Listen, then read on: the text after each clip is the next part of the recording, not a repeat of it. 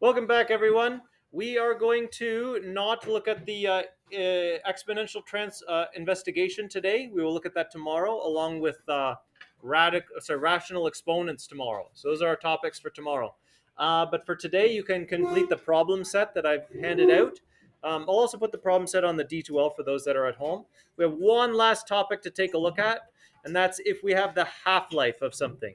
People know about a half-life and different areas where this idea is used? No? Is this a new? Do people know the video game? Okay, people know the video game Half-Life. All right, cool. All right. Half-Life is commonly associated with. Someone's got to no. Someone's got to have some examples of Half-Life. I'd like to hear some student voice here. No, people do not know this concept Half-Life. Okay, cool. All right, so when Austin consumes that coffee, the caffeine goes into his bloodstream, and then his liver will start working on the caffeine and processing it and eliminating it from his body. Okay, and the amount of caffeine in his body will decline exponentially. The half-life of the caffeine means how long does it take for there to be half as much caffeine in his body. Brody? Half-life is the time required for the quantity to reduce to half of its initial value. It's amazing that he has this just in his head, ready to go for us. It's very good, Brody. So the half-life of caffeine in Austin's body will be influenced by the health of his liver and any health conditions that he might have. And in healthy individuals, that half-life might be, I think it's about 3 hours, I think. If you're pregnant, the half-life of caffeine becomes extended because your body is busy doing things like building a new human life inside of you. And so that is one of the reasons why pregnant women will often reduce their caffeine intake because it's being processed differently by the body. Drugs in the body will have a half-life. Also, so caffeine is one example. Also, radioactive substances, radioactive isotopes will decay over time, giving off their radioactive energy. They decline also exponentially, and we also think about the half-life of these substances. That's where the name of your video game Half-Life comes from, because they use radioactivity to open up portals to other dimensions and give you interesting enemies to kill. But half-life. So this is the way you would set up half-life equations. Notice that we have 1/2 as our growth factor. Here we have time divided by the half-life. So if I'm correct in that the half-life of caffeine in a healthy adult body is 3 hours, we would have 3 under here. I'll show you what the equation would therefore look like if we say, so Austin, we want to know the amount of caffeine in his body, or in my body for that matter. We would say the initial amount there, 1,000 milligrams, let's say. That can't be it. But let's say that's that much coffee, a liter of coffee. 1,000 milliliters. It's more fun if there's still caffeine in that, okay? All right. And then we have 1/2 here. So another way to write 1/2 is 0.5. And then time over h. So we would still have our time as a variable, but I would be dividing that by the half-life, 3 hours. This is time in hours divided by 3.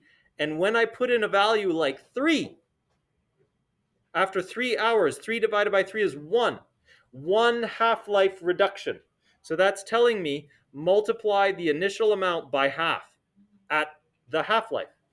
After 2 half-lives, 6 hours, I would have 6 divided by 3 is 2. So then I would be squaring this, so I would now have a quarter of the caffeine in the body after 6 hours. And then after 9 hours, there would be an eighth of the caffeine left in the body. After 12 hours, there would be a 16th, and so on and so on and so on. So that's why these equations get set up in this way. So if we take a look at this example question, in 2050 grams of radium were stored. The half-life of radium is 1,620 years. How many grams of radium remain after nearly 5,000 years? Okay, so So how many grams of radium will there be in the year 6,860? It's a very interesting question that's highly relevant to our lives. Okay, so this is not a human time frame scale. So the way we would set this up is that A of t, beggars can't be choosers, Mr. Jennings, is equal to the initial value, 50. And then the half-life, so we're talking about half-lives here, so these are decay, and they decay by a half.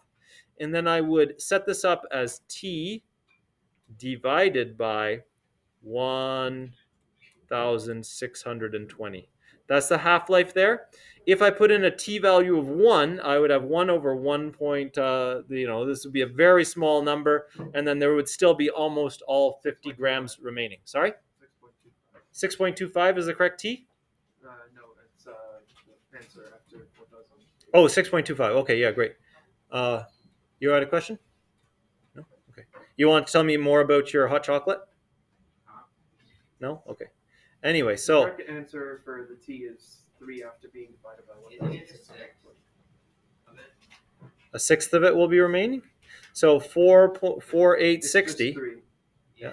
3 over 1. 4,860 over 1,620. I need my eraser here because I should be putting this in as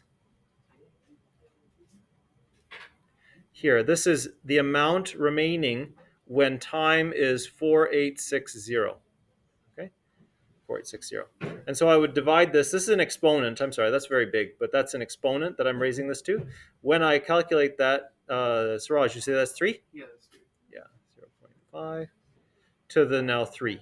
So when I do that division, this is 3 times this, so it's 3. And so then there would be 1/8 of this left over. Because 0.5, I could also write this as 50 multiplied by 1 over 2 to the 3. This is 1/8. This will give me 1/8. Half times itself 3 times, 1/8.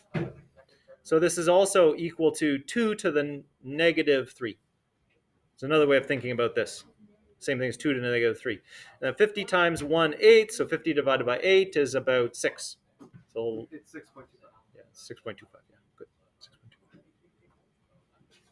6.25 grams remaining. There, that's how you do a half-life type question.